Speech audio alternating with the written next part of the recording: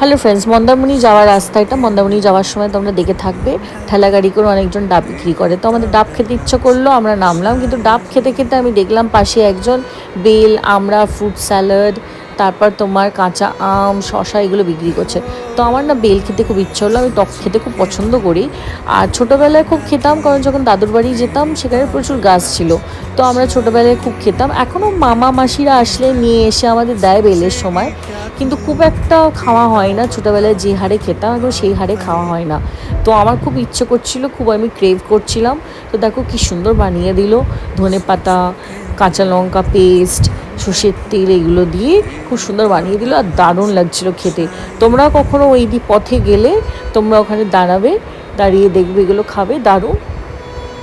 আমাদের ছোটোবেলাকার সব মেমোরিজ ফুটে ওঠে এই খাবারগুলোর মধ্যে থেকে। যারা বাঙালি তারা জানে যে এইগুলো একটা আলাদাই একটা আনন্দ আর মজার ব্যাপার।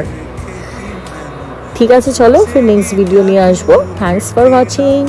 ভালো থেকো, সুস্থ থেকো তোমরা। सोचूं के मिलने ते भूलांगा की